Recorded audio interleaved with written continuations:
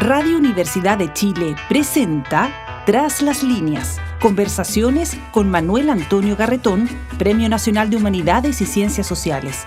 Programa producido en el Departamento de Sociología de la Universidad de Chile con el auspicio del Centro de Estudios de Cohesión y Conflicto Social, COES.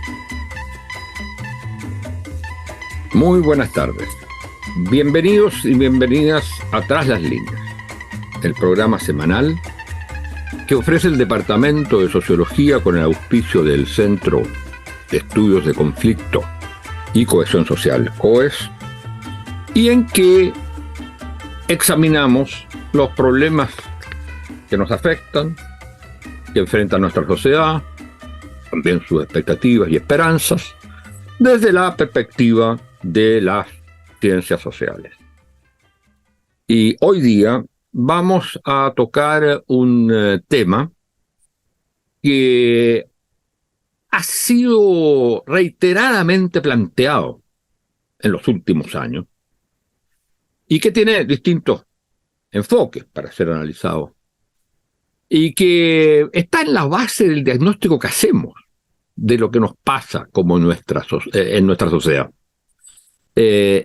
La ausencia de cohesión o de vínculos o de acciones y sentimientos que nos hagan pensar que vivimos en una sociedad que por supuesto tiene elementos conflictivos, pero debiera tener también elementos solidarios y colectivos.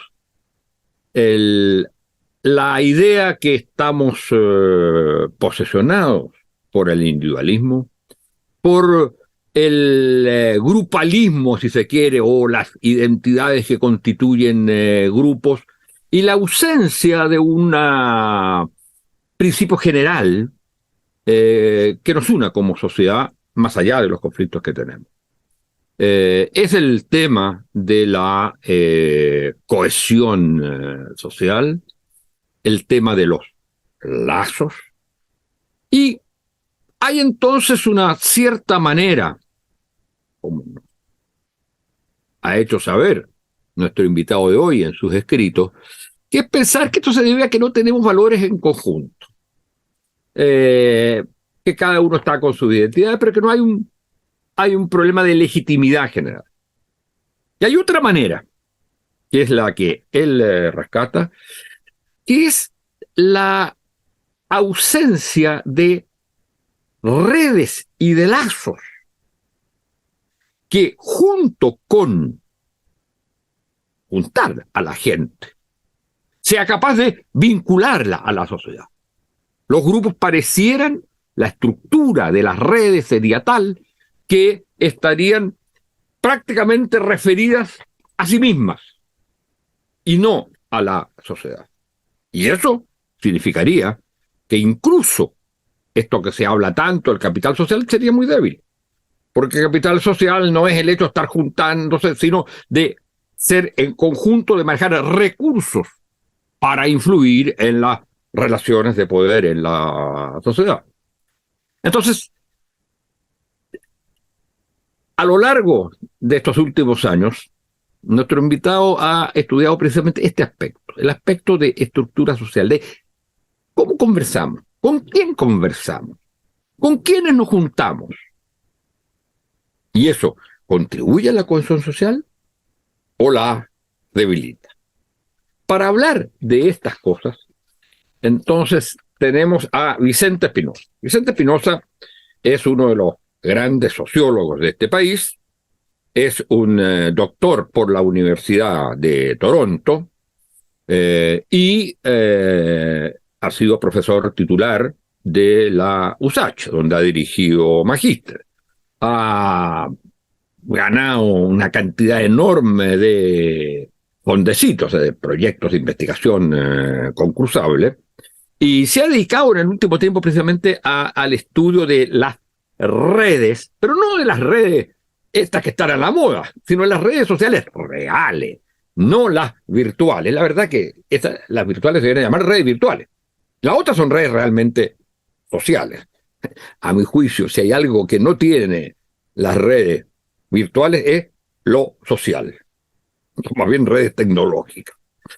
En fin, pero para hablar de eso entonces tenemos a Vicente, que en décadas anteriores fue uno de los principales estudiosos del fenómeno poblacional en Chile y de las luchas que se daban a propósito de los 50 años y de la dictadura que se daban en la dictadura. Y en el último tiempo, como digo, ha estado relacionándose más con estos temas que tienen que ver con la cohesión, con el vínculo, con la conversación en la sociedad, para tratar de, desde otro ángulo, entender este diagnóstico que se nos dice tanto, que somos una sociedad desarticulada, descuajeringada, desvertebrada, rota o quebrada.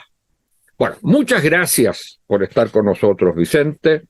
Muy bienvenido. Y me gustaría partir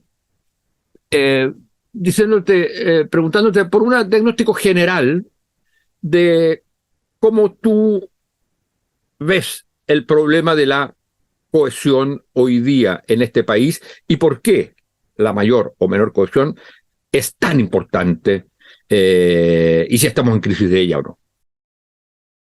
Hola, Manuel Antonio. Un gusto conversar contigo. Muchas gracias por la invitación y probablemente esté una conversación que nos debemos hace mucho rato, de poder conversar sobre este tipo de temas con el gran sociólogo chileno, Manuel Antonio. Mira, quería hacer un par de precisiones sobre lo que dijiste.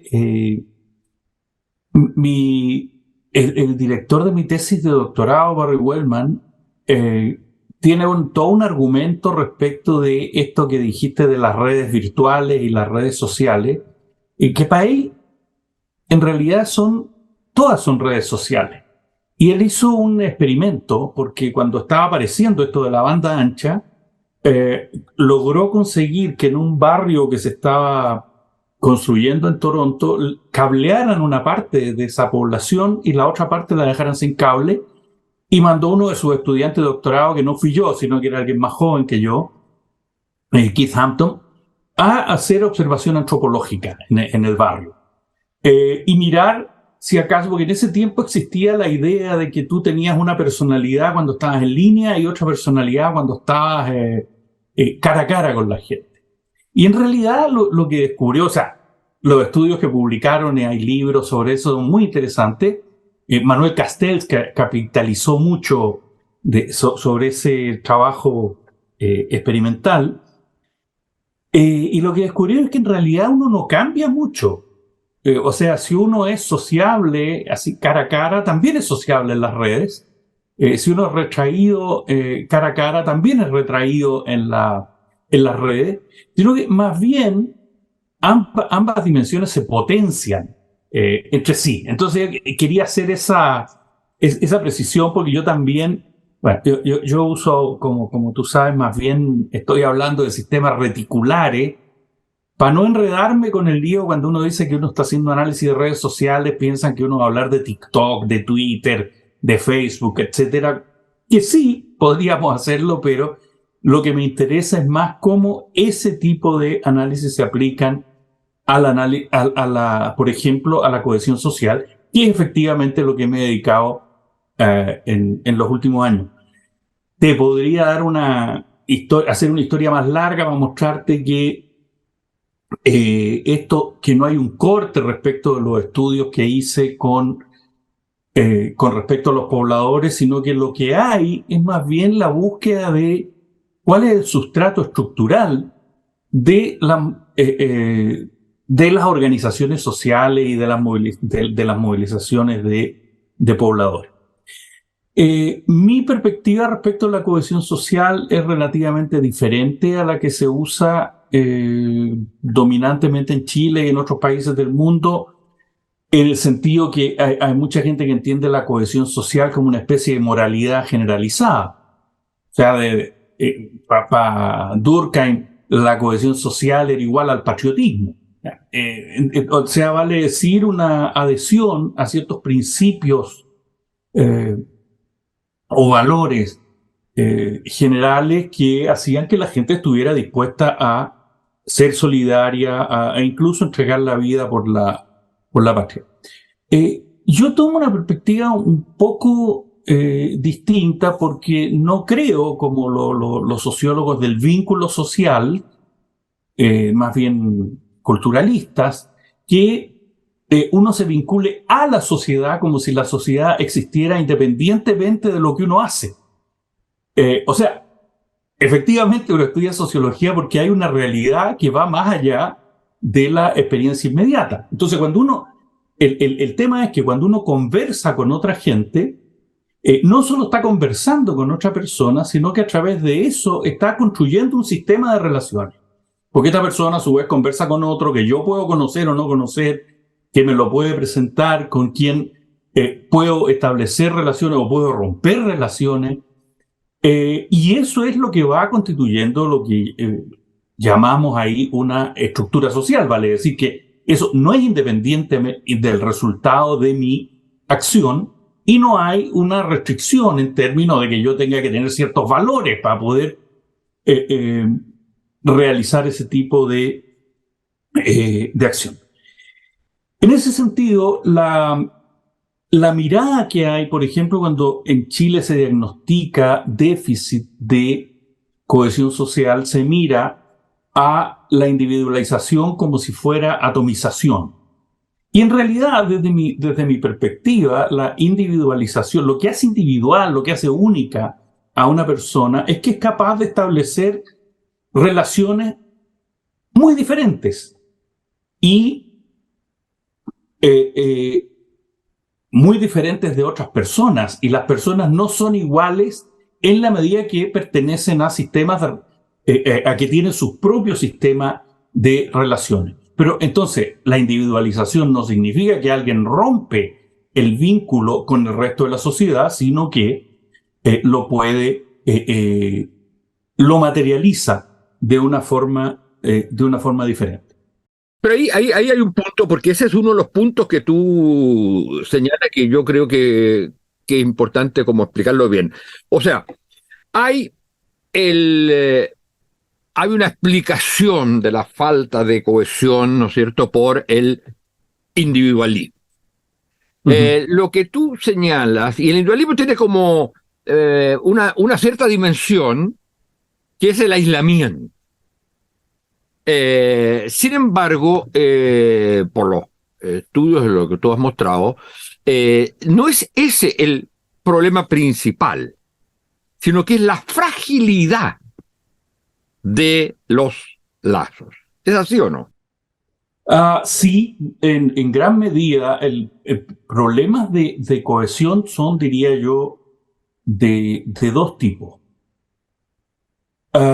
Uno, hay gente que efectivamente está aislada. O sea, las medidas que hemos hecho, gente que cuando uno le pregunta a usted con quién conversa, cuando tiene un tema importante para conversar. Ahora, no importa cuál es el tema importante, o sea, a veces preguntan, bueno, ¿pero de qué hablan? No sé, puede ser si se van a hacer un tatuaje o se van a cortar el pelo, o cómo se puede lograr la paz en Ucrania, digamos. Pueden ser temas de muy distintos, pero la idea es, si acaso tú tienes a alguien con quien conversar, y efectivamente hay gente que te dice que no tiene a nadie, pero no son muchos.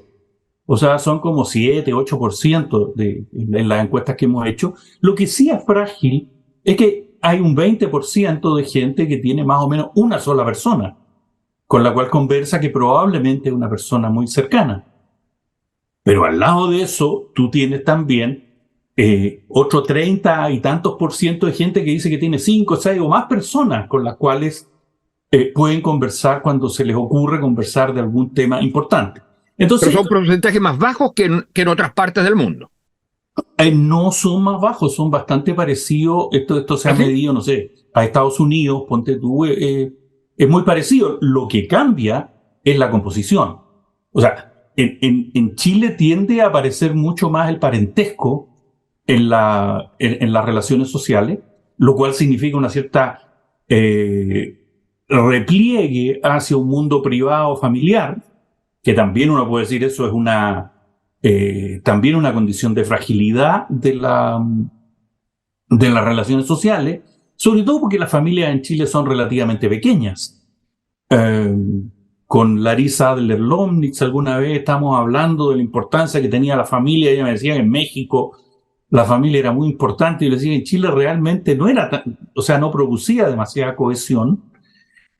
Pero claro, en un momento ella me dice, bueno, ¿de qué tamaño son las familias que tú estabas hablando, Vicente? Y yo le dije, bueno, no sé, así como si uno hace el sistema de parentesco llegará a unas 8, 15 personas. Ah, no, me dijo, en México estamos hablando de familias de unas 100 personas. Entonces, claro, en ese contexto, en un contexto como el mexicano, la familia sí tiene un papel en la cohesión, sobre todo porque es muy variada socialmente, pero en Chile la familia tiende a ser pequeña y muy homogénea. Entonces, Es interesante ese punto, porque quiere decir que la atomización, entonces, es más de atomización familiares, familias un poco cerradas sobre sí mismos, que de individuos. Los individuos pertenecen a familias. Conversa, pero conversa con la gente más cercana, nada más que con la gente más cercana, que tiende a ser familiar, o la otra cosa que tú señalas, la pertenencia religiosa. Es también otro elemento. Exactamente. Mira, cuando hemos mirado este tema, efectivamente, lo que si tú lo miras más en general, si miras el cuadro de una cantidad de grupos relativamente pequeños, de gente que es muy cercana, más bien familiar, y que los que no son familiares o que son amigos se incorporan, son casi como si fueran familiares, o sea, así te lo describen. Si tú, cuando haces la etnografía, dices, no, si este es como si fuera mi primo, es como si fuera parte de la familia. Bueno, en realidad es un amigo. O sea, en ese cuadro, el gran problema que se produce es que cuando existen esos círculos cerrados, el acceso a recursos escasos o a recursos valorados o necesarios en un grupo se hace muy difícil cuando el grupo no tiene esos recursos en su interior. Entonces, sobre todo en los sectores más pobres, lo que tú encuentras es gente que no tiene los recursos, que se relaciona con gente que tampoco tiene recursos, y que tú no sacas nada en ese contexto de promover la solidaridad en el grupo, porque es una solidaridad que se va a convertir finalmente en dependiente de quien le pueda proveer ese tipo de recursos. Cuando hablo de recursos estoy hablando de cosas como información, ¿ya? O sea, información de oportunidades de trabajo, información de oportunidades de estudio. Ese tipo de recursos no están en el círculo más inmediato. Bueno, me entusiasmo demasiado hablando de esto. Los recursos no están, pero no, en el círculo más inmediato que se conversa esas cosas. Exacto, ahí no están, están en otro lado. No están. Claro, ese es el problema. Están en otro lado. Entonces, el gran problema de cohesión, de mi punto de vista, en la sociedad chilena es qué contexto favorecen el que tú puedas establecer vínculos con gente que tenga ese tipo de recursos. O sea, que tenga Es decir, con gente distinta a ti. Con gente distinta a ti. Es decir, distinta a tu familia y distinta a las creencias religiosas que parecieran ser un elemento de cohesión. Exactamente. Ese es el gran tema. Y ese es un problema que que se produce incluso en los procesos de movilidad. Porque en los procesos de movilidad, cuando a ti te empieza a ir bien y tienes entonces estos círculos cerrados, familiares, unas 15, 20 personas, y a alguien le empieza a ir bien, o sea, que pone su emprendimiento, no sé, y que empieza a fabricar cortinas. Yo conozco el caso de una persona que empezó a instalar cortinas y le empezó a ir bien en este trabajo. Entonces resultó que siempre había, no sé, que la tía tenía que hacerse una radiografía, que había que comprar unos materiales para los hijos en el colegio, que esto, que lo otro. Y finalmente esta pareja que le estaba yendo bien decidió cortar relaciones con la familia. Entonces ahí se produce esta figura cultural del mal agradecido, ¿ah? Pero este hijo mal agradecido era la única posibilidad que tenía de movilizarse socialmente. Después, claro, se retoman esas relaciones, pero hay momentos en los cuales hay que romperlas para poder movilizarse socialmente, para tener acceso a otro grupo, para poder acumular recursos. Es distinto el caso que ocurre en la otra punta, cuando tú tienes el mismo tipo de fenómeno, pero con familias más grandes y que controlan recursos. Porque estas familias pueden clausurar el acceso. Y ahí lo que se produce entonces es, cuando estudiamos movilidad social en una época, que la movilidad social tiene un tope. Llega al borde de lo que podríamos llamar las posiciones sociales más deseables, o sea, al borde del 15-20% de posiciones sociales más deseables. O sea, en los últimos 20 años, la movilidad social se ha producido salida de la pobreza, una movilidad entre posiciones muy parecidas en los puntos intermedios y el tope frente a este otro grupo que clausura, digamos, no la clausura, sino que recluta. Hay una tesis muy interesante de Sebastián Uneus, que es su tesis de licenciatura, que después él publicó un libro que se llama Matrimonio y Patrimonio, que es una tesis muy a lo Bourdieu, donde él muestra, o sea, él lo que hace es una cosa re entretenida, que es ir a preguntarle a los curas, a los directores de colegio, a las tías peladoras, qué es lo que es un buen matrimonio. ¿Qué futuro tienen matrimonios que se hacen con gente que es fuera de la élite? Y lo que muestra es que las reglas de reclutamiento son muy claras.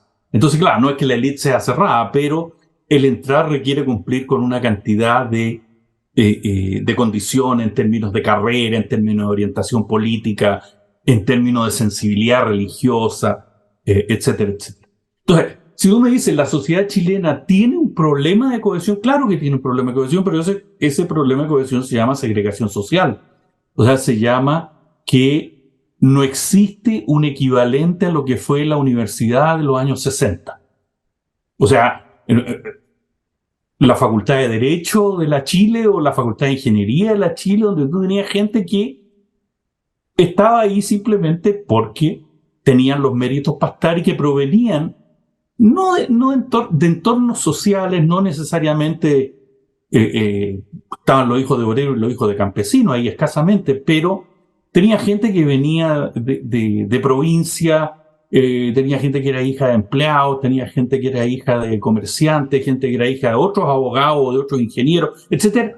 Y se producía entonces un contexto que yo creo que en gran medida la universidad todavía lo ofrece para desarrollar un tipo de relaciones que permitían o que favorecían la cohesión social. Pero eso no debería ser aún mayor actualmente, en que se pasa de un porcentaje de 7 a 10% en aquella época de estudiantes en la universidad a más del 50%.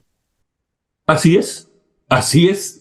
Y es lo que vemos nosotros. O sea, cuando vemos qué diversidad tienen las redes sociales, os vale decir, sigamos con esta pregunta de con quién conversa, aunque las herramientas varían un poco y hay algunas un poco más complejas para poder registrar mayor variación en el tipo de redes, pero cuando uno hace ese tipo de pregunta, efectivamente el contar con más educación es algo que da oportunidades de tener redes más grandes y más variadas. Por supuesto. Ahora, eso es una oportunidad para un segmento de la población. O sea, porque claro, la cifra del 50% es para la gente que está en el primer año, pero si tú miras qué porcentaje de la población tiene una profesión universitaria, andamos por el 20%. Pero sí, o sea, eso es una buena noticia. Ahora, lo que está ocurriendo, pero eso lo digo así como conjetura, es que, claro, se empieza a producir una competencia que está reflejada por esta esta crítica de que los contratos no son meritocráticos, etcétera. O sea, toda esta crítica a la meritocracia uno la puede interpretar como alguien que ha obtenido título profesional y que no logra entrar en los círculos donde aparentemente hay mejores oportunidades. O sea, cuando... A ver, pero eso significa, para tratar de entender bien, significa que el hecho de haber pasado por una instancia como es la educación en general, y sobre todo la educación superior, digamos, cualquier tipo de educación superior, que significa estar con muchos o muchas distintos y distintas a ti, que una vez que terminaste esa etapa, tú vuelves a conversar con los que son iguales a ti. Sí y no. O sea, sí, porque la vinculación con la familia no se rompe en el caso de los estudiantes.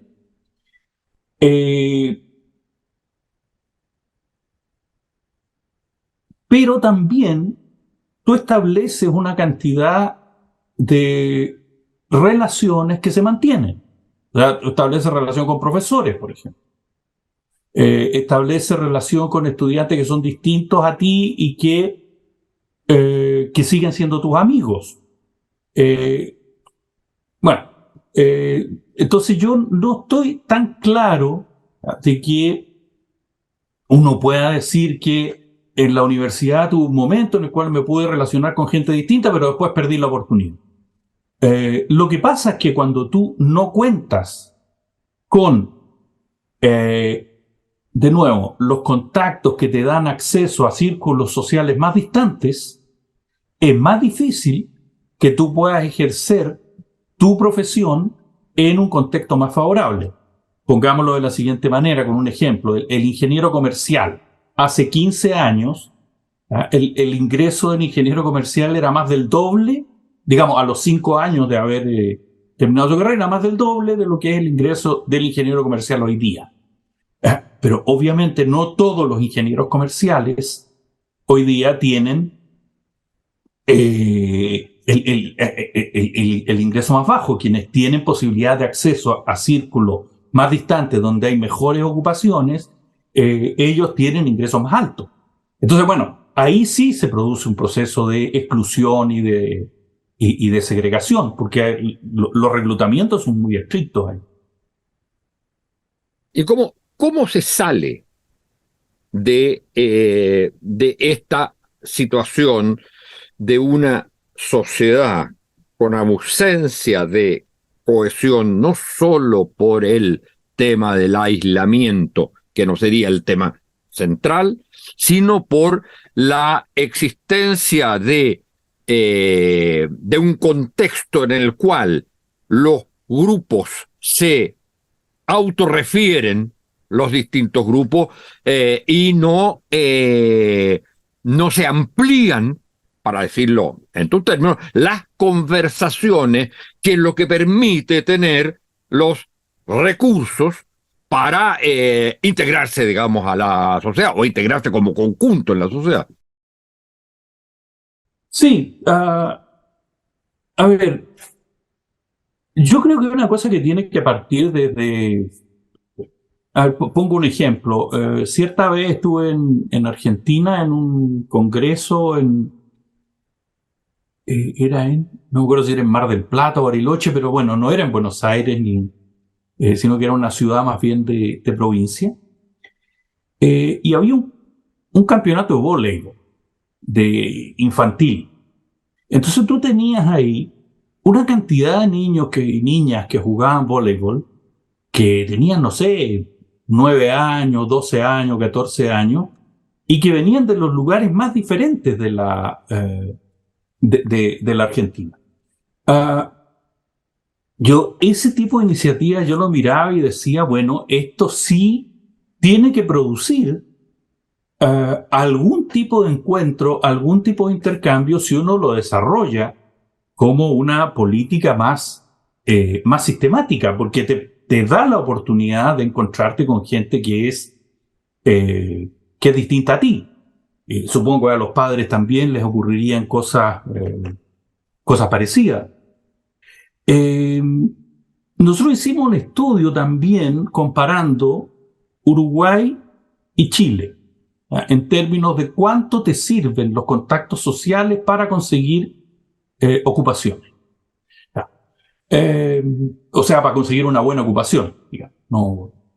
Y el resultado es muy contrastante, porque si tú lo miras, en Chile los contactos que sirven para tener buenas ocupaciones son los que van de la mitad para arriba, digámoslo así.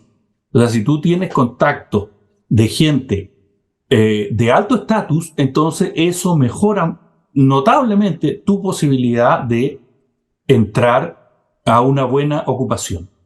En Uruguay era diferente, porque era simplemente, si tú tenías más contactos, eso incrementaba tu posibilidad de tener mejores ocupaciones.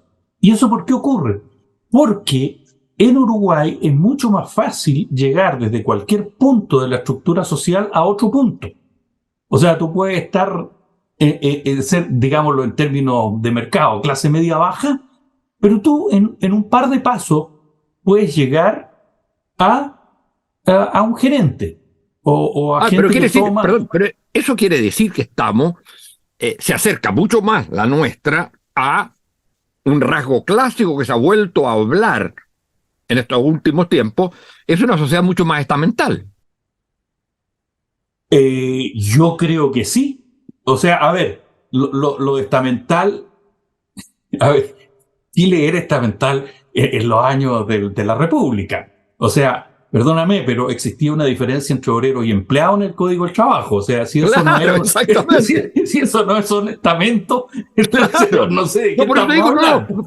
Pero que entonces, ahora podrá no llamarse así, pero hay precisamente lo que tú señalas en el caso uruguayo, que es uno de los rasgos interesantes, ha tenido siempre el caso uruguayo, sí o sí, de una sociedad mucho más mesocrática y de una sociedad en la cual, digamos, entre otras cosas, por la importancia radical y casi excluyente de la educación pública, entre otras cosas, lo que ha hecho que tú no necesites los contactos para subir. En cambio aquí, sí. ¿Por qué? Porque te relacionas con la gente que no está en el otro estamento.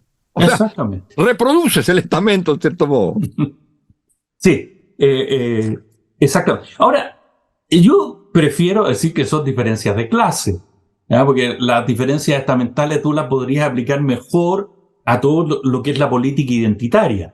O sea, uno podría decir, aquí me va a meter en terrenos complejos, digamos, pero probablemente las diferencias de género uno las puede entender mejor en términos estamentales que en otros términos. Yo estoy hablando acá estrictamente en términos socioeconómicos. Lo que veo es una sociedad, la chilena, en este caso comparada con la uruguaya, que en términos socioeconómicos está fragmentada. O sea que me gustaría estudiar, claro, otras dimensiones. De hecho, alguna vez estudié el caso de quienes pertenecen a pueblos indígenas y quienes no pertenecen a pueblos indígenas y que tienen educación universitaria, qué educación les rinde más, y hay diferencias, podemos hablar de eso también. Pero en este caso, en el caso de este estudio, es básicamente una diferencia entre que en Chile, si tú no tienes contactos de la mitad para arriba, las chances de que obtengas un buen empleo son mucho más bajas, Sí, claro, dije que no tengan. Las chances son más bajas que si tienes contactos de la mitad para arriba. En Uruguay, sí. Pero es que se nos está acabando el tiempo y yo quería terminar con una pregunta, con una última cosa que me pareció muy interesante, y es que en este tema de la cohesión hay una diferencia importante generacional. O sea, no está solo el tema de la segregación económico-social, sino el tema generacional, donde habría una mayor proclividad en las generaciones actuales, de los 30 años o algo así, a una mayor cohesión que las poblaciones mayores de 50 o de 60 años. ¿Es así? Sí, así es. Así es. O sea, sobre todo por lo que tú apuntabas antes, por el tema de la educación. O sea, cuando hay una gran parte de la población que sale del mundo del hogar, tiene otro ámbito para socializar que es la escuela, o el instituto, o la universidad. Y eso, claro, establece relaciones mucho más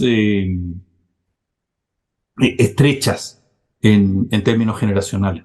Sí, efectivamente, nosotros cuando con Matías Barça y Alejandro Plaza estudiamos eso, pudimos ver el fenómeno, que la gente de más edad se relaciona entre ellos y hay una brecha generacional ahí, sí, por supuesto.